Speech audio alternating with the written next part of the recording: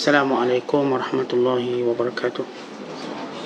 Alhamdulillahirabbil alamin wal aqibatu lil muttaqin wa la udwana illa 'alal zalimin.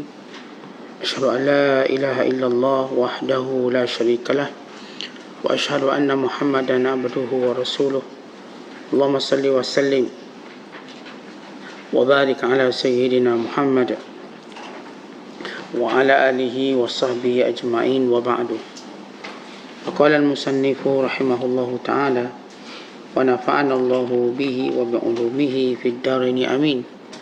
Telah berkata Imam al-Allamah Syekh Abdul Qadir Al-Jilani, semoga Allah Ta'ala merahmatinya dan kita mendapat manfaat serta barakah ilmunya. Orang arif billah, akhlaknya dari Allah Subhanahu wa Ta'ala. Dia berusaha untuk menyelamatkan orang yang berdosa dari kuasa syaitan, kuasa jiwa dan hawa nafsu. Jika seseorang kamu mendapati anaknya tertawan di tangan orang kafir, tidakkah wajar dia berusaha mencari jalan untuk melepaskannya? Maka begitulah sikapnya seorang arif billah. Makhluk umumnya seperti kanak-kanak. Maka si arif billah itu akan berbicara kepada semua makhluk dengan lisan hukum. Lalu dia merahmati mereka kerana firasatnya mengetahui menerusi ilmu yang diberikan Allah kepadanya. Dia dapat melihat tindakan Tuhan pada mereka. Dilihat keluarnya qada dan qadar dari pintu hukum dan ilmu itu. Akan tetapi dia merahsiakannya. Dia lalu berbicara kepada makhluk itu dengan lisan hukum yang berupa perintah dan larangan. Dan tiada berbicara kepada mereka dengan lisan ilmu yang berupa rahsia yang tidak boleh dibocorkan. Allah Ta'ala mengutus para rasul, menurunkan kitab-kitab seraya mengingatkan dan mengancam untuk menegakkan hujah dan ilmunya ke atas manusia. Jangan cuba masuk campur dalam perkara ini dan jangan cuba membantah. Pegang dan laksanakan hukum Allah yang padanya ada bermacam-macam ragamnya. Sedang ilmu itu tetap tiada berubah. Dia memerlukan pada hukum yang dikongsi oleh dirimu dan orang lain. Sedang engkau memerlukan kepada ilmu yang khusus buat dirimu sahaja. Jika seseorang kamu mengamalkan ilmunya yang zahir, maka dia akan disuapkan oleh Rasulullah sallallahu alaihi wasallam dari ilmu yang batin. Dia menyuapkan kepadanya dari hukum yang batin sebagaimana burung menyuapkan anaknya. Dilakukan kepadanya seperti itu kerana kepercayaannya dan amalannya dengan kata bicaranya yang zahir. Itu syariat yang dibawanya. Muslimin dan muslimat, sedang penonton yang dirahmati Allah sekalian, di antara sifat orang arif billah, bila kita menyebut orang arif billah, berarti para wali Allah. Para wali Allah didefinisikan sebagai al-arifu billah, orang yang mengenali Allah.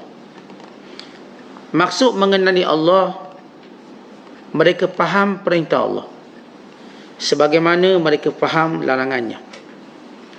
Mereka faham kehendak Allah, redha, suka dan benci Allah Subhanahu wa Ta'ala. Maka dengan apa yang mereka faham itu, dengan cara itu mereka bermuamalah dengan manusia. Mereka tidak ada kepentingan diri mereka, nafsu mereka, syahwat mereka dalam bermuamalah. Tapi mereka memahami kehendak Allah Ta'ala. Bahkan mereka mengetahui tentang sifat Allah, atau disebut tentang akhlak Allah. Walaupun perkataan akhlak Allah suatu perkataan yang setengah ulama mengingkarinya, kerana istilah akhlak merujuk kepada suatu disiplin, suatu perangai yang perlu diirtizam oleh makhluk, yang dianggap mulia. Tetapi di sisi Allah, Allah Ta'ala bebas, tidak berkait.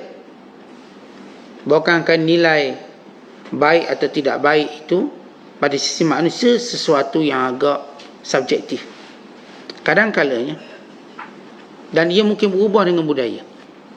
Istilah baik, akhlak yang baik pun begitu. Para ulama sufi, bila mereka menyebut satu perkataan masyhur, takhallaqu bi akhlaqillah, berakhlaklah dengan akhlak Allah. Yang dimaksudkan dengannya, Allah Ta'ala punya nama dan sifat, dan nama dan sifat itu menunjukkan kepada perbuatan Allah. Kalau kita sebut Allah itu Ar-Rahman, pemurah, bererti antara sifat dan perbuatan Allah itu pemurah kepada hamba-Nya.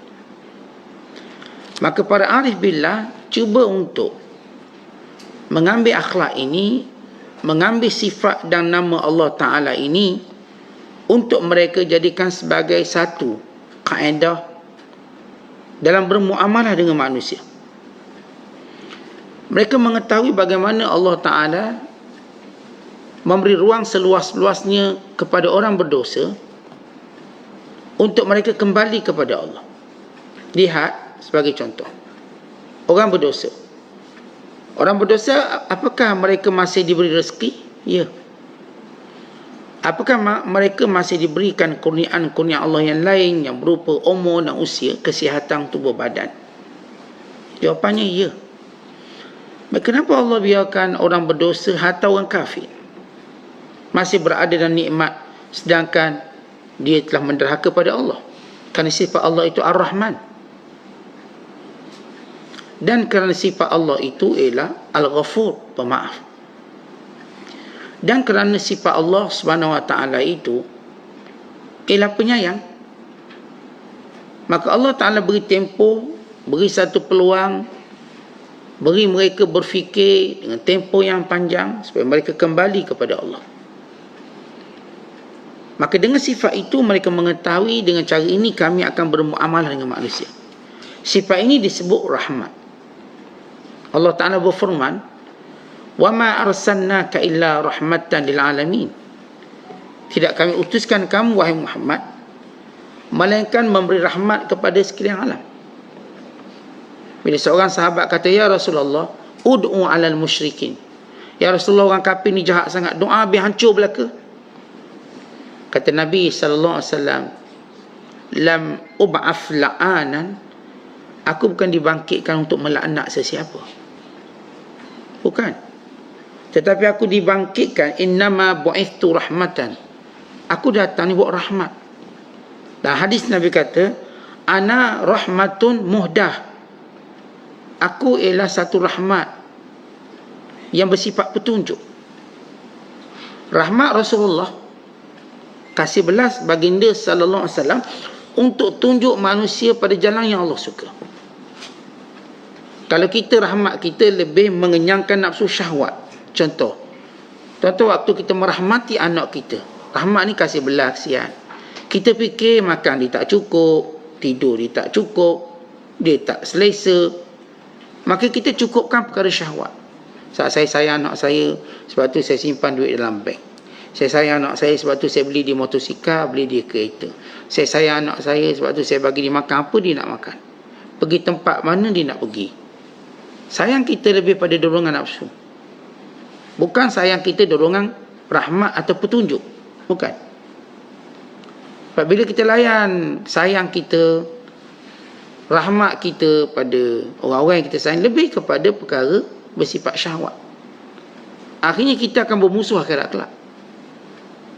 Tetapi Allah Ta'ala ajak orang arif billah sayang mereka sebagaimana sayang Rasulullah pada umat, bukan sayang syahwat. Sebab tu bukan kerja Rasulullah nak beri makan ke semua orang biar kenyang, atau jadikan mereka kaya. Lalu Nabi pun buat coaching ekonomi biar kaya belaka. Jangan cerita susah, jangan cerita tak ada wang. Biar Nabi pun doa biar turun di langit emas-emas, batu permata, intan belian. Tapi Rasulullah tak lakukan, sebab rahmat dan kasihan Rasulullah pada umat ini bukan hal itu. Hal dalam memberi petunjuk. Yang sembah berhala kepada sembah Allah. Yang fikir cuma hidup di dunia kepada lihat akhirat. Yang cuma melihat kepuasan diri mencari redha Allah. Maka lihat bagaimana sifat sayang Nabi sallallahu alaihi wasallam pada umatnya, dan sifat itulah yang juga diwarisi kepada orang arif billah. Orang arif billah bukan kerjanya doa biar rezeki murah banyak, tapi mereka nak bimbing kita dalam petunjuk. Lalu Syekh Abdul Qadir beri contoh macam ni. Kalau kita ada anak, dan anak kita ditawan oleh orang kafir, oleh orang jahat, oleh penjenayah, bukankah kita berusaha membebaskannya? Ya, kita akan berusaha. Wajar. Keinginan membebaskan itu kuat. Maka seorang ayah tak mungkin dapat tidur. Ada seorang perempuan, anak dia 6 orang ditawang oleh rejim Israel, oleh Yahudi. Maka bila dia berbuka puasa, dia buka puasa seorang lah, tapi letak gambar anak dia 6 orang. Setiap kursi tu gambar anak dia. 1, 2, 6. Dan dia berbuka puasa. Kerana dia akan terus perjuangkan biar anak dia dibebaskan daripada penjara. Walau dia seorang wanita yang lemah. Masyarakat dunia tengok macam mana dia berbuka puasa dengan gambar orang. Dan kita yang ada naluri kemanusiaan rasa macam sedih, simpati. Ibu berbuka puasa dengan anak-anak yang cuma diwakili oleh gambar. Nak beritahu seharusnya budak ni anak-anak ada di sini, tapi ditawan oleh Yahudi. Kita sebagai ayah, sebagai mak, bila seorang tu ditawan oleh orang kafir, oleh orang jahat, kita rasa akan berjuang bermati-matian untuk bebaskan mereka. Hatta negara, kalau rakyat dia dicolek, ni kita dengar ni Abu Sayyaf, kita dengar Somalia colek orang, dia minta tebusan, negara bayar, keluarga pun bayar. Tentang orang arif billah melihat lebih bahaya pada itu. Waktu manusia ditawang oleh hawa nafsu, ditawang oleh sifat yang boleh menyebabkan mereka kekal dalam neraka, maka orang arif ini seperti seorang ayah dan ibu berusaha bawa manusia pada petunjuk. Maka itu gambaran dia. Itu dia punya kepahaman. Macam saya katakan tadi, sifat rahmat kita, sifat sayang kita lebih pada dorongan hawa nafsu pada anak-anak. Sebab itu kita cuma fikir anak kita tak cukup makan, kita mula tak sedih. Bila anak kita kenderaannya tak selesa, kita mula sedih, sanggup pinjam, berhutang. Kalau kita bagi kenderaan yang dia tak nak, kita tukar kenderaan lain sebab sayang kita. Tapi dorongan itu lebih kepada nafsu. Para arif billah, dorongan mereka untuk bawa petunjuk. Kalau para nabi bersungguh-sungguh bawa petunjuk, bahkan bila Nabi Nuh AS yang berdakwah lebih daripada 950 tahun, ajak kaumnya beriman pada Allah, sehingga berkata, inni akhafu alaikum azab yaumin azim, aku sangat bimbang nanti kamu kena azab. Padahal yang buat ni pun tak bimbang dia kena azab. Nabi Nuh ni bimbang kaumnya kena azab. Lalu kaumnya berkata, qalu inna naraka fi dhalalin mubin. Nuh, mu ni sesat ke apa? Sesat. Dia kata Nabi Nuh sesat, padahal dia sesat. Lihat bagaimana Nabi Nuh jawab balik bila kaumnya kata sesat. Qala ya qaum laysa bi safahatun walakinni rasulun min rabbil alamin. Aku tak sesat, aku tak bodoh, aku rasul yang Allah hantar. Nabi Nuh tak kata mu tu sesat. Macam kita lah, bila kata bodoh rasul ni, mu tu bodoh. Kita kan macam tu ayat dia. Para rasul tidak begitu. Kerana kasih belas dia tak jawab bahasa sama yang dikenakan. Bila dikatakan kamu ni bodoh ke apa, mereka jawab, aku tak bodoh, tapi aku rasul. Sebagai ketika Nabi Hud juga dikatakan bodoh, Nabi Hud kata tak, aku tak bodoh. Laisa bisafahah, aku ni rasul, dan aku memberi nasihat dengan amanah. Wa inni lakum nasihun amin. Aku benar-benar nak beri nasihat dengan jujur dan amanah. Bukan ada kepentingan aku. Ini amanah. Maka ini sifat yang diwarisi oleh arif billah. Jadi orang arif billah yang dia berusaha sangat macam mana nak lepaskan manusia daripada kemurkaan Allah, daripada tawanan hawa nafsu, tawanan jiwa, tawanan syaitan, tawanan kebiasaan. Kita dah tahu benda yang menjadikan kita jauh dari agama, syaitan, nafsu kita.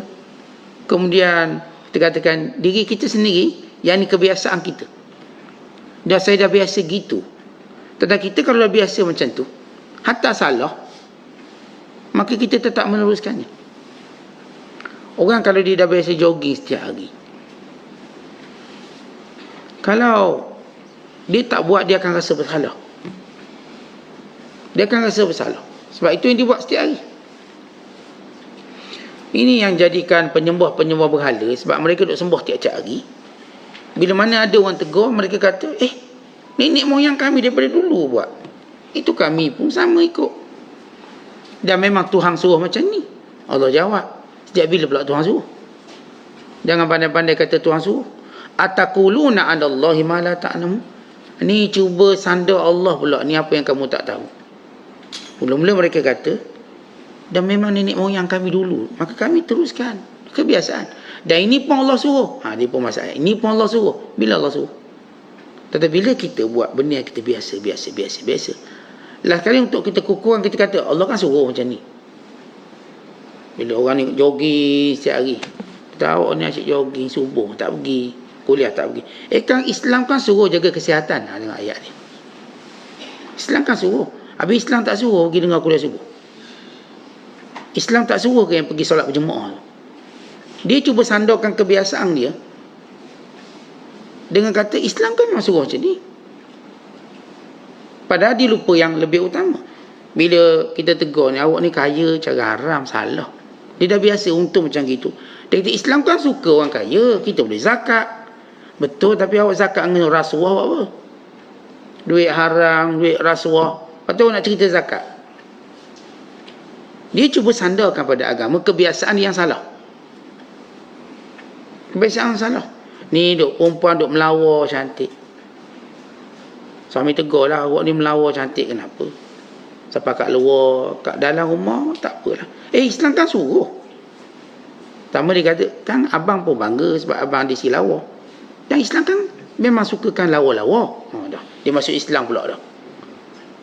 Ya, kalimat haqqin urida bihal batil. Kalimah tu betul, tapi kedudukannya batil. Salah. Betul lah, memanglah Islam suka lawa-lawa. Innallaha jamil yuhibbul jamal. Allah cantik, Allah suka cantik-cantik. Dan memang Allah jadikan perempuan, nalurinya suka cantik. Itu naluri perempuan, tak boleh lari. Dia suka cantik. Dan lelaki pula suka tengok perempuan sebab perempuan cantik. Itu naluri. Biasa. Tapi cantik tadi jangan sampai membawa kesan buruk kepada diri dia, agama dia dan agama orang lain.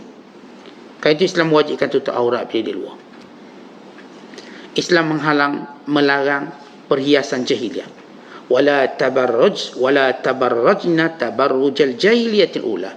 Jangan mereka berhiasan sebagaimana jahiliah dulu. Kata Ibn Abbas, dengan memerahkan pipi, memerahkan bibir. Dengan bahasa mudah kita, jangok lah. Ni 2 inci tebal. Ni gincu ni dia punya merah, kalah buah saga. Merah sangat. Seolah dari jauh kita tak nampak muka dia, nampak merah je berjalan. Kenapa? Macam bibir bergerak sendiri, merah sangat. Maka ini perbuatan yang dilarang. Dan kalau dia biar kat rumah tak salah. Rumah untuk suami dia. Tapi bila dia mula berlawa di luar, kemudian dia nak kata Islam suruh, salah. Hatta pernah satu ketika wanita-wanita datang ke masjid dengan berwangian. Lepas tu balik semula, balik tukar pakaian kamu. Islam kan suka wangi betul, tapi bukan wangi yang untuk didedahkan pada orang lain. Lelaki tak apa, perempuan. Sehingga Rasulullah menyebut dalam hadis, ayyuma mura'atin ista'tarat famarrat ala qaumin liyajidu rihaha fahiya zaniyah. Mana-mana wanita yang berwangian supaya orang lelaki berbau wangi badannya, maka dia adalah penzina. Maksudnya perbuatan tu perbuatan pelacur. Kalau dia punya slogan dia follow me, kalau dia nama alat solat macam tu, follow me, tujuan dia pakai biar orang follow dia, maka dia watak penzina. Kerana pada penzina dia ada niat menarik lelaki, pelanggan. Kalau mana-mana wanita dia berian nak tarik lelaki, dia ada watak seorang penzina. Watak tu. Kerana wanita sifat dia nak lawa menarik suami dia. Dia nak suruh suami dia. Sehingga suami dia kata lawa. Ni suami dia tak pernah kata lawa. Orang luar kata lawa. Dia pun marah, abang tak pernah kata saya lawa. Orang lain lawa. Dia tengoklah awak punya persembahan depan saya macam mana. Persembahan depan saya macam wayang kulit. Kembang, baju kelawar. Depan orang lain awak punya cantik. Persembahan depan saya macam ni, apa namanya, drama Cina ataupun hantu Cina. Bedak sejuk je. Tapi depan orang lain persembahan lawa je. Wajar awak dipuji lawa. Maka saya suami tak puji awak lawa. Sebab tak nampak benda tu. Maka ini yang kita katakan kebiasaan-kebiasaan yang salah, yang cuba disandarkan pada agama pula. Kalau kita tegur ni tak boleh ni, suami saya izin. Dah. Setiap bila suami awak izin mengatasi agama, kita tanya awak ni tak tutup aurat berdosa. Sebab suami saya suka, suami saya izin. Saya dah minta izin buka tudung. Suami saya pun tak izin saya pakai tudung. Kan dengar cakap suami tu kan wajib dah ayat ni. Wajib Ustaz, syurga di bawah tapak kaki suami. Dia mula faham syurga lain. Ini syurga syahwat. Syurga yang Allah sediakan untuk taat pada Allah, bukan untuk lawang dia. Jadi orang arif billah, mereka berusaha ke arah tu. Sayang mereka kepada umat, sayang mereka kepada hamba Allah, sebagaimana sayang pada Nabi dan para Rasul. Sebab itu mereka bercakap dengan lisan hukum. Hukum haram, halal, dosa, pahala. Dalam masa yang sama mereka bersifat merahmati. Mereka tak hukum kamu ni ahli neraka, kamu ni Allah laknat. Tidak. Bahkan mereka merahmati. Sebab mereka tahu apa yang Nabi SAW sebut. Irhamu tarhamu, irhamu turhamu, waghfiru yughfar, yaghfirullahu lakum. Kamu merahmati, maka Allah merahmati kamu. Kamu memaafkan, maka Allah memaafkan kamu. Kita tak ada doa biar dia musnah, hancur, tidak. Bukan kita minta dia dapat hidayah. Sebab itu kata seorang sahabat, Rasulullah cerita ada Nabi zaman dulu dipukul, dibelasah sampai berdarah. Lalu mereka berkata, Nabi ni berkata, Allahumma gfir li qaumi fa innahum la ya'lamun. Ya Allah, ampunkan kaumku, mereka tak tahu. Kalau mereka tahu, mereka tak buat macam ni. Para Nabi, para Rasul dan para arif billah, dalam muamalah mereka pada orang berdosa, ahli maksiat, orang yang jauh dari Allah, mereka tengok orang ni tak tahu. Sebab itu kewajiban mereka pertama, beritahu. Beritahu. Kita benarkah tak tahu menjadi sebab utama pengingkaran perintah Allah? Ya. Ia sebab utama. Datang sebab kedua, barulah keras kepala. Kenapa? Mereka keras kepala sesudah mereka diberitahu. Kita tak boleh kata orang tu keras kepala selagi mana kita belum beritahu dia. Ustaz, dia tu bukan, dia tu memang keras kepala lah. Awak dah beritahu belum? Belum. Macam mana awak hukum dia keras kepala sebelum beritahu dia? Kita kata dia keras kepala, kita kata dia jenis degil bila kita dah beritahu. Kemudian bila kita sebut kita beritahu, berapa kali kena beritahu? Sebelum kita nak label orang tu keras kepala, tak dengar cakap orang, ni memang jenis tak, hati dah tertutup, telinga sudah terkunci, di telinganya ada penutup. Kata kita tak semudah itu. Melainkan orang yang lemah dan berdakwah. Orang arif billah mereka tak selemah itu. Mereka tak pernah kata hati orang tu tertutup, telinganya tertutup, sebelum mereka mencubanya. Lalu berapa kali? Maka tengok perjalanan para Nabi dan dakwah. 900 tahun, 300 tahun, 200 tahun, 100 tahun. Dan tempoh yang panjang. Hatta Nabi SAW tidak pernah berputus asa berdakwah pada musyrik Mekah. Walau mereka tunjuk suatu yang keingkaran yang luar biasa, Rasulullah tak kata mereka ditutup hati. Proses itu terus berjalan sehingga Nabi sampai ke Madinah dan kembali dakwah. Sehingga mereka semua memeluk Islam. Bayangkan semua penduduk Mekah peluk Islam, semua, tanpa kecuali. Sehingga Allah turun ayat dalam menyebut tentang wa ra'aitan nas yadkhuluna fi dinillahi afwaja. Kamu melihat mereka semua masuk agama Allah secara beramai-ramai. Afwaja, ramai-ramai sehingga tak ada seorang pun yang terbaki atau tinggal. Baik, kerana sifat mereka beritahu dalam tempoh panjang. Jadi orang arif billah, mereka bila bercakap dengan orang-orang yang melanggar perintah Allah, orang-orang yang berdosa, orang-orang yang melakukan maksiat, orang yang tidak beradab dengan Allah Ta'ala, pertama mereka bercakap dengan hukum dan ilmu. Mereka bukan bercakap tentang qada dan qadar. Apa maksud tak bercakap tentang qada dan qadar? Ya, mereka tahu barangkali hukum qada dan qadar tadi akan dipermainkan Allah. Allah dah takdirkan kamu jahat lah. Mereka tak akan cakap begitu. Walau kadang-kadang mereka faham, mungkin orang ni kalau tengok daripada perjalanan hidup, seperti Allah tentukan dia kafir. Perjalanan hidup. Tapi mereka tak akan berbicara, itu rahsia mereka. Mereka tak akan kata, hei fulan, kamu ahli neraka. Hei fulan. Walaupun mereka melihat satu sebab-sebab yang kuat. Contoh gini, doktor, dia tengok pesakit, dia tahu sebab yang kuat bahawa orang ni boleh mati. Tapi dia tak akan bocorkan dan kata, awak ni sebenarnya gini, tak ada harapan dah berubat pun, memang mati dah esok lusa. Tidak mungkin mereka secepat itu beritahu rahsia, sehingga menjadikan pesakitnya putus asa. Apatah lagi dia tahu dah rahsia di sisi Allah, boleh panjangkan usia. Tapi tak ramai orang sanggup menyimpan rahsia ini. Ada kata, Ustaz, bukan tak simpan, kita tak nak beri terlalu tinggi harapan. Seolah dia akan hidup. Sebab tu kita beritahu cik ni tahan sebulan je, lepas tu mati. Dia beritahu. Ya, Allah beri dia satu rahsia, alamat yang kuat untuk tahu mati. Dia tak semestinya untuk berkata demikian, sehingga jadikan dia putus asa atau sebagainya. Tidak semudah itu. Para arif billah, bila mereka tengok orang secara perjalanan qada dan qadar, mereka dapat alamat orang ni tak mungkin. Tapi mereka tak akan bercakap bahasa tu. Kamu memang ditakdirkan ahli neraka. Tidak. Mereka diam pada rahsia Allah. Kita dah sebut orang arif billah, antara sifat mereka ialah mereka ini orang-orang yang terkenal dengan rahsia yang besar di sisi Allah. Walau mereka punya firasat, walau mereka punya mukasyafah, walau mereka punya pengetahuan tertentu, tapi ia menjadi simpanan mereka. Tidak, Imam Syafi'i waktu beliau berfirasat seorang itu jahat, tapi dia tak kata firasat aku kata kamu jahat. Dia diam je. Diam. Dan dia tengok orang tu bermuamalah dengan dia baik. Baik.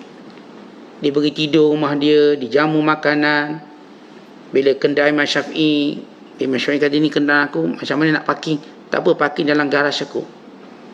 Dia keluarkan kenderaan dia daripada garaj dia, unta dia, masukkan unta Imam Syafi'i. Dan diangkut barang-barang, disusun. Imam Syafi'i tengok wajah dia orang jahat, bukan orang baik. Dia tengok, tapi kenapa orang ni buat baik? Tapi dia buat amalan dengan biasa.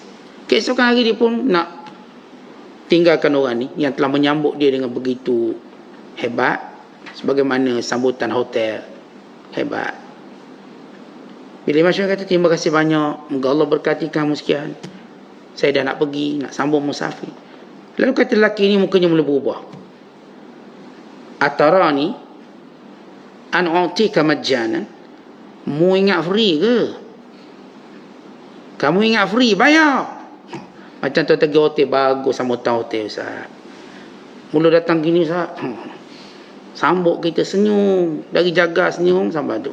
Yalah, belum bayar bil, kita pun senyum. Tengok kena bil dah mengamuk lepas tu. Sebab asal muamalannya bayaran. Imam Syafi'i tengok muka ni, bukan muka orang buat baik percuma, tapi dia tengok orang ni bagus. Dia kata, ni firasat aku tak betul ke? Tapi bila orang tu dah zahir, perangai sebenar dia pun tersenyum. Tapi dia masih tak kata pada waktu tu, betul aku tengok dari awal memang muka jahat lah. Tak, dia diam je. Tapi dia tersenyum bahawa ilmu dia betul. Ilmunya dari awal tu betul. Tapi rahsia itu disimpan begitu kemas oleh Imam Syafi'i rahimahullah. Itu contoh orang arif billah. Ini arif billah. Waktu mereka berdakwah, mereka nampak perjalanan orang ni dengan cara gaya macam ni. Memang tak ada harapan. Tapi mereka terus bercakap dengan ilmu dan hukum. Ni tuan, hukum ni dosa, nanti begini, nanti begini. Dia sampai mereka ada sifat rahmat, kasih sayang mereka. Dan mereka bertindak dengan penuh rahmat, bahkan dengan penuh berhati-hati. Dan mereka bukan orang pembongkar rahsia. Macam saya katakan tadi, mereka tak kata awak ni mahal di neraka. Mereka takkan. Kalaupun Allah Ta'ala beritahu mereka melalui syarat dan tanda, mereka tak akan beritahu. Sebab mereka bukan berdakwah menggunakan qada dan qadar dalam memberitahu kesudahan orang tu. Tapi mereka cakap hukumnya begini, awak kalau buat jahat boleh masuk neraka. Kalau awak buat baik, masuk syurga. Awak kalau buat jahat akan dimurka. Awak kalau buat baik akan dirahmati, disayangi oleh Allah. Hukum itu terus berjalan pada lidah-lidah mereka. Kata inilah orang arif billah. Bukan mereka yang menghukum walaupun mereka tahu hukum. Mereka ialah doa, sentiasa menyeru dan berdakwah dengan sifat rahmat dan kasih sayang. Kerana Allah masukkan kita dalam syurga bukan kerana amalan kita, tapi dengan rahmatnya. Rasulullah SAW sebut, tak ada seorang pun masuk syurga dengan amalannya, bukan dengan rahmatnya. Bila sahabat tanya, Tuhan juga begitu? Ya. Tapi Allah telah melimpahkan aku dengan rahmatnya. Dalam satu asar kata Hasan al-Basri, Allah berfirman, wahai hamba-Ku, masuklah syurga dengan rahmat-Ku, dan duduklah tempat-tempat kamu masing-masing dengan amalan. Maksudnya, masuk syurga itu dengan rahmat. Kemudian duduk tingkat mana, pangkat mana, tinggi ke, rendah ke, mengikut amalan. Termasuk syurga dengan rahmat. Lepas itu kedudukan tingkat berdasarkan amalan. Supaya kita tahu, jangan, Ustaz kalau dengan rahmat, dengan masuk tak payah beramal. Bukan. Kerana rahmat itu perlu dicari. Rahmat dicari dengan beramal. Tapi bukan amalan itu yang menjadikan kita masuk syurga. Supaya kita tak kecilkan orang buat sikit. Dan tidak bangga bila kita buat banyak. Dan tidak juga kita memandang orang tu dengan pandangan yang dilarang. Bila melihat orang-orang yang fasik dan berdosa, oh ini ahli neraka. Tidak, kita tak berani sebab rahmat Allah. Wa rahmati wasi'at kulla syai', dan rahmat aku meliputi segala-galanya. Allah Ta'ala dengan rahmatnya boleh ubah orang ni jadi baik. Maka para arif billah mereka faham benda tu. Jadi sifat rahmat, tuan-tuan, kita lagi tinggi rahmat kita dengan orang, kasih belas maksudnya, maka lagi dekat rahmat Allah kepada kita. Inna rahmatallah qaribum minal muhsinin. Kerana rahmat Allah dekat dengan orang yang suka buat baik. Bahkan Allah berfirman, wa ahsin kama ahsanallahu ilaik. Buatlah baik sebagaimana Allah buat baik pada kamu. Macam mana? Lihat bagaimana orang arif faham. Tuan-tuan, bila seorang tu buat maksiat, apa persepsi dan pandangan kita? Biar dia dihukum, biar dia azab. Biar ustaz dia kena begitu begini. Baik. Kalau awak pula buat dosa, awak mahu apa? Ustaz, kalau saya buat dosa, saya harap Allah ampun saya, janganlah kena azab. Kenapa untuk awak berbelah kasihan untuk diri awak, tapi dengan orang lain awak tidak mahu berbelah kasihan? Kita kan kalau tengok orang buat dosa, ni pada pandangan kita memang teruk lah ni, tak lama tunggu bala lah tu. Kalau kita pula buat dosa, kalau kita pula buat salah, apa kata kita? Kita tengok orang kena sama poli, padam muka, double line lagi, padam muka. Waktu orang tu salah, kita duduk padam muka dia. Tapi kalau kita pula buat salah, apa harapan kita agak-agak depan polis tu? Cik, minta maaf cik, saya tak nampak cik, saya tak perasan cik ada depan, saya tak perasan, saya tahu salah tapi tak perasan, atau saya minta maaf, saya tergesa-gesa. Kita nak polis tu rahmat kita, jangan keluarkan saman. Dengar alasan kita walau tak logik, alasan tak logik, tapi tolong dengar lah, sebab kita dah ngaku salah. Tapi bila orang lain kena sama pada muka, degil sangat, kena sama, bayarlah. Tentu kita keras dengan orang lain bila buat salah. Bila kita sendiri buat salah, kita minta kita dilembutkan. Sebab tu orang arif faham konsep ini. Tentang kita, kalau kita terima kaedah ataupun kita kata siapa pun buat dosa biar Allah turun azab terus, apakah kita rasa kita tak pernah buat dosa dalam hidup ini? Kalau dulu Allah dah musnahkan kita, kita tak mungkin berada tempat ini mungkin. Kita dulu juga seorang yang berdosa. Dan kita juga tahu bahawa dosa nanti kita akan buat lagi. Sebab Nabi kata apa? Kullu bani Adam khata'. Setiap anak Adam itu pasti akan buat dosa. Wa khairu khatta'in at-tawwabun. Dan sebaik-baik yang buat dosa itu ialah yang memohon keampunan. Tak ada satu kisah. Ini kita nak beritahu bagaimana sifat rahmat perlu ada dalam diri kita. Dan ini sifat yang orang arif billah ada. Dan rahmat ni yang menjadi suatu kebiasaan mereka.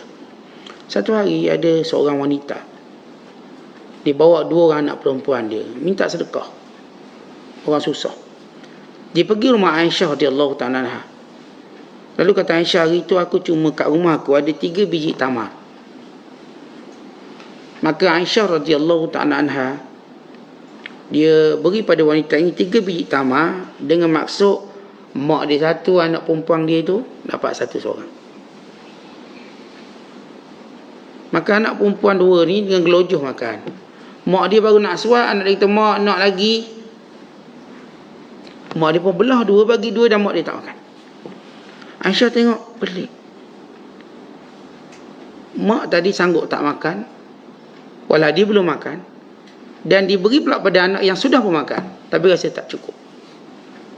Lalu Aisyah cerita pada Nabi SAW, ya Rasulullah, tadi aku lihat seorang wanita. Dia bawa 2 anak perempuan dan dia kelaparan. Lalu aku berikan kepadanya 3 biji tamar. Salasu tamarat. Beri kepadanya 3 biji buah kurma dan setiap anaknya ambil. Tiba-tiba waktu dia nak menyuapkan ke mulutnya, anaknya masih minta. Maka dia belah 2 dia bagi.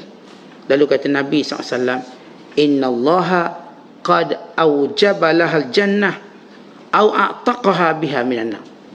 Kata Rasulullah, perbuatan tadilah yang menyebabkan wanita ini dimasukkan dalam syurga dan dibebaskan dari neraka. Walau dia peminta sedekah ni, sebab dia ada sifat kasih rahmat pada anak dia, sebab tu dia masuk syurga, kata Rasulullah SAW. Di sini memberi maksud dalam hadis ini pada orang yang ada satu sifat rahmat yang menjadi sifat utama arif billah, kasih belas pada orang, terus menerangkan hukum hakam, ilmu, tidak menghukum walau tahu dari seluruh perjalanan qada dan qadarnya, maka orang ni orang-orang yang punya sifat ahli syurga. Jadi kita pun tengok diri kita waktu kita menilai orang buat salah. Apakah kita mengecam dengan maksud biar terus masuk neraka, atau kita ada sifat rahmat? Saya kena beritahu dia ni salah dia buat ni. Saya kena tegur, bukan kecam, tegur. Kita orang salah kecam, marah. Kita perbodohkan orang, seolah kita tak pernah berada dalam keadaan itu. Sebab itu kita nak jadi orang yang ada sifat rahmat, orang yang ada sifat penyayang tadi. Kerana itu bila Syekh Abdul Qadir menyatakan, Allah bila utuskan Nabi dan Rasul untuk umat dan kaum, Allah tidak akan turun azab sehingga ditegakkan hujahnya. Quran diturunkan, kemudian dijelaskan, diberitahu, diterangkan, dan sesudah itu barulah ditegakkan hujahnya untuk dikenakan hukuman. Sebelum itu tidak. Maka Allah sebut dalam Quran, wa ma kunna mu'adzibina hatta nab'asa rasulah. Kami tidak akan azab mana-mana kaum sehingga kami hantar Rasul yang akan berdakwah. Bahkan Rasul-Rasul ini sentiasa diingatkan oleh Allah, ya ayyuhar Rasul, balligh ma unzila ilaik. Balligh ma unzila ilaik. Fa in lam taf'al fama ballaghta risalata. Wahai Rasul, sampaikan semua yang telah kami turunkan. Kalau kamu tak beritahu walaupun sikit, kamu dianggap tidak buat apa-apa. Para Nabi ini haram baginya kitman, menyembunyikan walau satu ilmu, tak ada sembunyi. Dia mesti tabligh, menyampaikan semua. Kalau ada satu dia tak sampai, berarti dia tak sampai semua. Kerana Allah tak terima juzuk-juzuk. Dia umpama kita solat, kalau satu rukun je kita tak buat, berarti kita tak solat. Walaupun yang lain kita buat, kita cuma rokok je tak nak, yang lain semua saya buat, maka awak tidak solat. Atau kita tidak mau tumakninah yang merupakan rukun dalam solat, kita tidak solat. Bila ada seorang lelaki sembahyang dan tak ada tumakninah, rokok laju, sujud laju, lepas sudah salat dia pun pergi ke belakang jumpa Rasulullah, Assalamualaikum ya Rasulullah. Nabi jawab, Nabi kata apa? Irji' fa innaka lam tusalli. pulang balik, pergi solat balik, kamu tak solat. Tak solat. Maka lelaki ni pergi balik dan solat. Kemudian solat dia pun nak keluar masjid. Rasulullah tunggu dia. Lalu Rasulullah kata lagi, irji' fa innaka lam tusalli. Balik semula, ulang solat, kamu tak solat. Kena 3 kali, ya Rasulullah, pernah ada aku solat. Apa salah aku? Sebab barangkali dia solat kali pertama sebab nak cepat. Dan bila solat kali kedua, dia akan slow sikit. Tak, sama juga cepat. Berarti dia ada kejahilan di situ. Bukan ada dorongan luar. Tentang anak-anak kita kan, kalau kita suruh solat laju je. Kita kata, abang solat sekali lagi, terus perlahan macam Imam Masjidil Haram. Sebab apa? Dia dah perasan tu, kita perasan dia solat laju, ada benda tak cukup. Baru dia baca kuat dengan surah. Bila kita suruh dia solat lagi. Tapi orang ni bila Rasulullah suruh solat lagi, dia tetap solat benda yang sama. Berarti dia buat tadi kerana kejahilan, bukan ada dorongan nak cepat, bukan. Lalu kata Rasulullah, kamu perasan apa salah kamu? Bila lelaki ni kata, ya Rasulullah, pernah ada aku solat. Sebab apa ni? Kata Rasulullah, kamu tidak ada tumakninah. Bila kamu solat, ketika mana kamu rokok, kamu kena tenang. Bila mana kamu tidak kena tenang, betul-betul berdiri tegak, yang disebut sebagai tumakninah. Bila kamu sujud pun sama, sehingga benar-benar kamu tenang dan sujud kamu. Sebab itu kalau kita tengok rukun solat, ada baca 13, dia kata 17. Yang kata 17 kerana mereka separatkan tumakninah dengan setiap rukun lain. Tumakninah, kemudian rokok. Yang kata 13, rokok beserta tumakninah. I'tidal beserta tumakninah. Sujud beserta tumakninah. Duduk antara dua sujud beserta tumakninah. Berarti kalau kira macam tu jadi 13. Kalau asingkan dia jadi 17. 17 rukun solat. Jadi dia bagaimana secara hukum dijelaskan.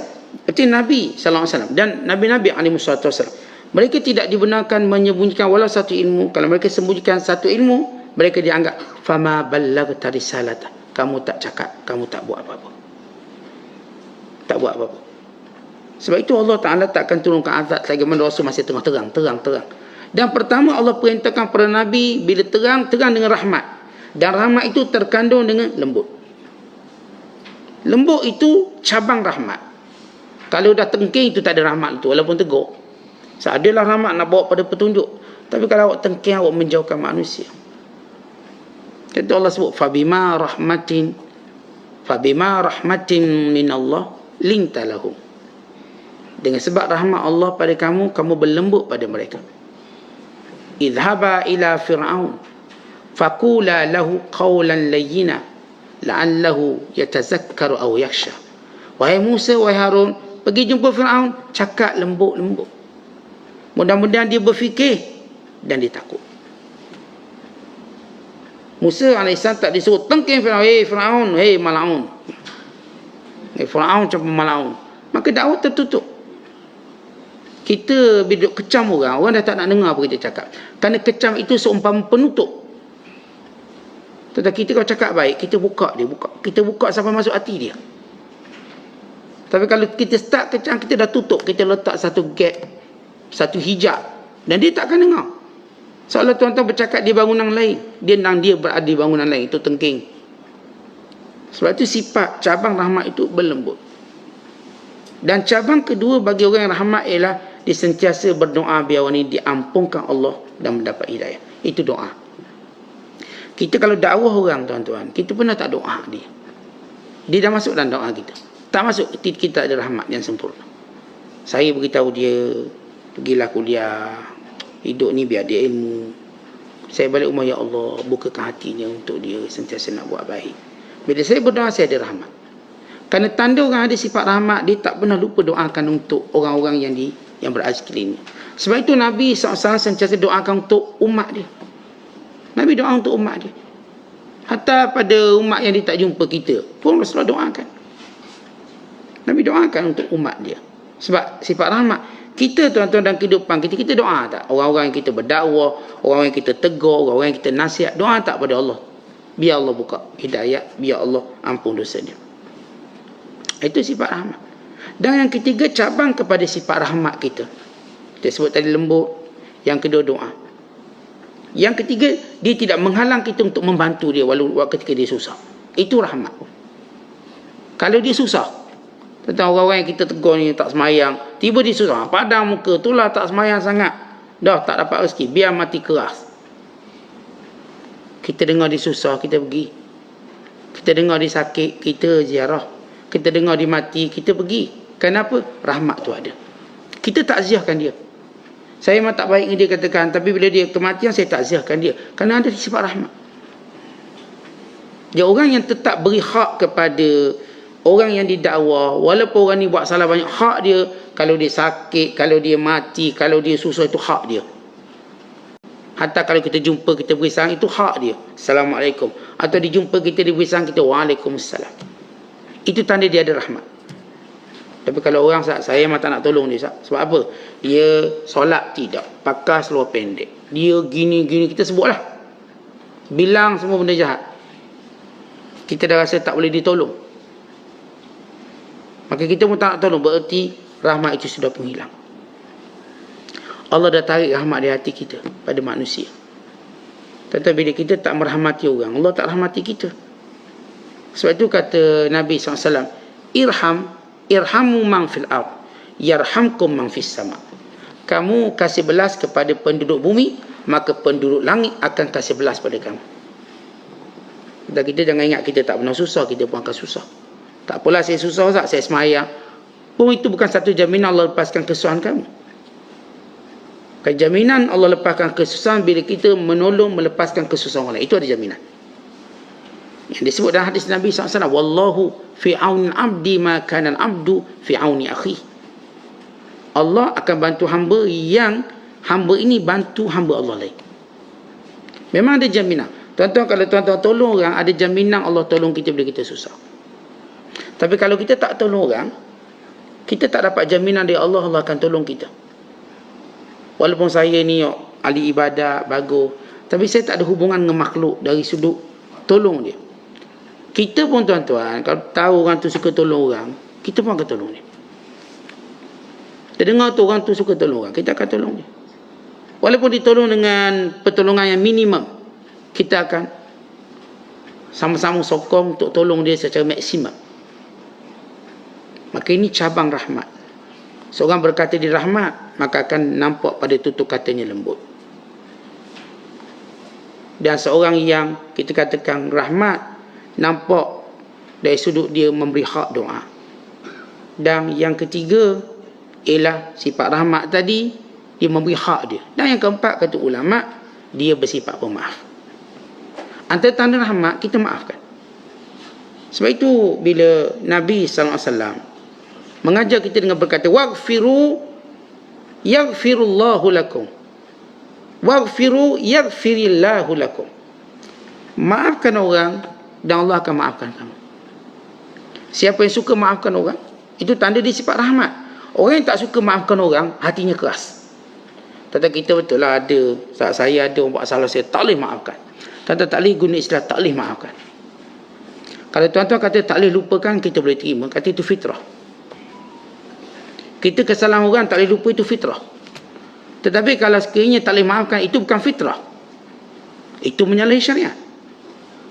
Saya tak akan maafkan dia. Tak akan. Kenapa tak nak maafkan dia? Saya benci dia, saya marah dia.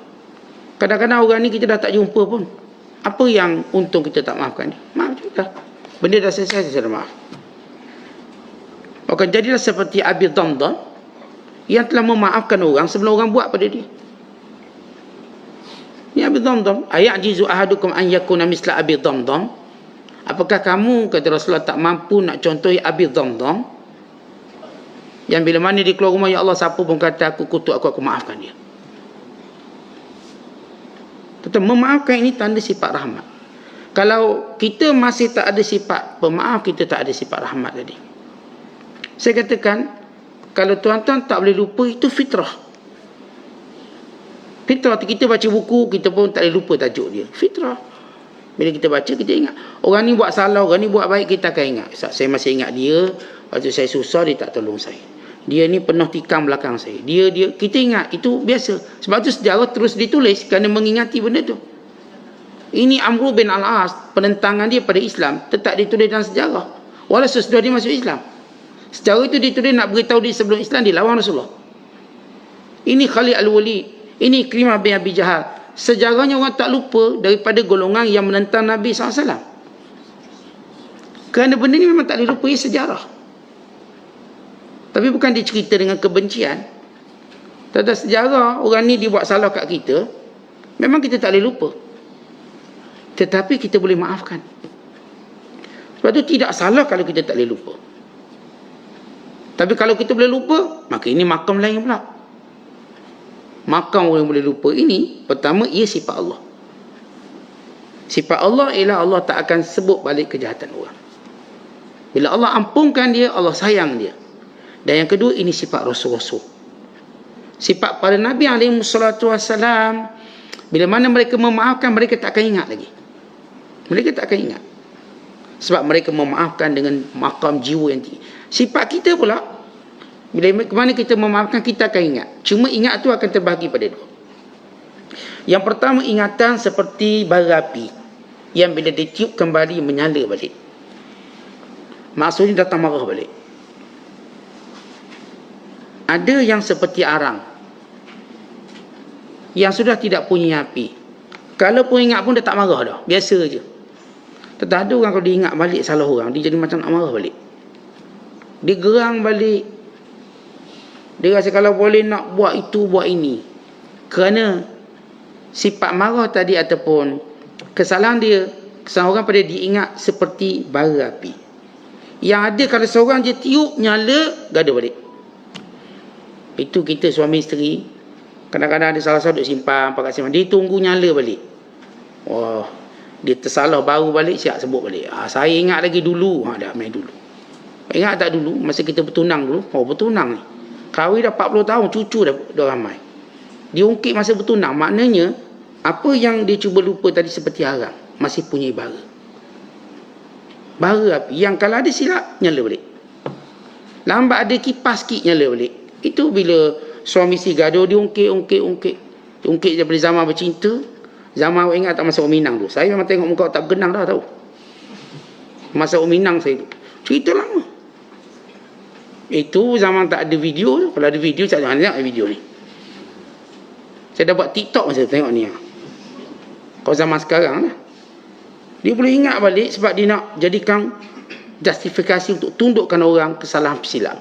Tentang kita bukan akhlak kita menjadikan kesalahan silam orang untuk tundukkan dia. Itu bukan akhlak kita. Kita tak akan cuba tundukkan orang salah lama dia. Tapi kita akan tundukkan orang dengan perkara yang dibuat tu menyalahi syariat. Ya, kamu salah, saya akan tundukkan awak. Tapi pada benda-benda tu, kita tak akan tundukkan dia. Bila Fir'aun cuba tundukkan Musa dengan kesalahan silam. Musa, mu jangan belagak sangat. Dulu bukan mu bunuh orang. Mu bunuh kan dulu kan, mu tumbuk orang sampai mati. Mu dulu kan aku bela dalam istana aku, makan minum pakaian aku. Dia cuba tundukkan Musa dengan kesalahan Musa yang silap. Maka apa Musa jawab? Musa jawab apa? Musa AS kata, dulu aku buat dalam keadaan aku jahil sebelum aku dapat kerasulan. Dalam keadaan aku jahil dan itu dorongan syaitan. Maka sekarang aku tahu itu salah. Dan aku sekarang datang nak ajak kau perkara yang baik. Bila Fir'aun duduk istana aku, besar dari istana aku, lalu kata Musa, ya aku berterima kasih. Apa yang kebaikan kau buat, aku terima kasih. Aku tak ingkar benda tu. Tetapi beriman pada Allah, kewajiban. Itu menjadikan Fir'aun terdiam. Sebab bila nak ungkit, nak tundukkan Musa, Musa kata itu dah lepas. Itu zaman jahiliah, zaman jahilku. Dan Allah dah beri petunjuk pada aku. Jadi ada orang, kita lah tuan-tuan, kita ada keinginan gunakan kesalahan silam untuk tundukkan orang. Itu cara salah. Cara salah. Kita nak terus dia jadi berdosa dengan yang lama, walau dia dah taubat, dia dah minta maaf, dia dah okey, tapi kita nak lagi. Tentang benda ni yang akan letak menunggu belah, menunggu pecah. Memang kita memang nak rosakkan habis. Oleh sebab itu bila sifat kita pemaaf, saya katakan memang kita tak boleh lupa. Cuma lupa tu ada dua. Sama ada dia jadi bara api atau jadi arang je. Arang kosong tak ada apa-apa. Tapi kekal arang, ingat, Tapi kalau kita boleh lupa, maka kita berada pada makam yang berlainan. Baik, ini kita cerita hukum. Kemudian last sekali kata Syekh Abdul Qadir, tentang ilmu yang kita dapat. Kekuatan dakwah kita kerana kita beramal dengan ilmu. Siapa pun yang berdakwah, kalau dia melihat gagal dakwah, bukan kerana masalah konten dakwah dia, tarikannya, mungkin dia tak pandai nak sampaikan, bukan. Sebab dia tak beramal dengan ilmu. Kalau beramal dengan ilmu ialah kekuatan yang sebenar dalam berdakwah. Bukannya petah berbicara. Bukan sebab saya petah berbicara, maka ini berjaya. Tak. Kerjaan dakwah, bila mana kita beramal dengan apa yang kita sampaikan. Apa yang saya ajak pada tuan-tuan, itu yang saya buat. Bila mana kita beramal, maka Allah akan tambah kita. Tambah makrifat, pengetahuan kita. Seumpama seekor burung yang suapkan makanan kepada anaknya. Itu disumbat. Demikian bila kita ada ilmu, maka kita akan beramal. Bila kita ada ilmu, maka kita dulu tunjukkan keyakinan sebelum kita cuba yakinkan orang lain. Kita tuan-tuan bila beritahu sesuatu pada orang, kita sedang beritahu dia keyakinan. Dia yakin. Tapi macam mana dia nak yakin kalau kita sendiri tak yakin? So, kita pun tak buat. Cerita kelebihan qiyam mulai, kita pun tak qiyam. Macam mana? Cerita tentang sedekah, kita pun tak sedekah. Cerita tentang pengorbanan, kita pun tak pernah berkorban. Kerana ilmu itu kekuatannya bukan pada gaya bahasa, bukan pada susunan idea, tetapi pada kekuatan amalannya. Sebab itu para sahabat dulu kuat beramal. Ketika kemarin ditanya pada seorang tabi'in, kenapa kita hari ini duk cakap orang tak nak dengar? Orang dulu cakap dengar. Maka jawapan mudah. Sebab mereka dahulu cakap sikit, amal banyak. Kamu hari ini cakap banyak, amal sikit. Sebab itu kamu tak ada kekuatan. Bahasa perkataan kamu tidak punya kekuatan ke hati mereka. Tak mendasari akal umbi dalam hati mereka. Dulu bila mereka cakap, dasarnya ke akal umbi kerana mereka cakap sikit, banyak beramal. Kalau mereka cakap kelebihan qiyam mulai satu, yang mereka qiyamnya banyak. Maka begini sifat orang arif billah. Arif billah, dia ada sifat rahmat. Bagaimana dia melihat manusia, bagaimana dia bercakap dengan hukum hakam dan ilmunya, dan bagaimana dia mengetahui qada, dia suruh tanda-tandanya, tapi dia tak akan membocorkannya. Kan ini menggagangkan dakwah. Maka dia akan terus bercakap sehingga orang lain ditentukan dengan keadaan-keadaan dia, dan bagaimana pentingnya kekuatan ilmu diamalkan. Kalau tidak beramal, maka tiada nilai ilmu tadi, walau banyak, walau berbaris kitab dan bukunya. Kerana ilmu bukan kerana banyak riwayat. Ilmu bukan kerana banyak kitab. Ilmu kerana banyak amal. Orang yang beramal, itulah orang paling banyak ilmu.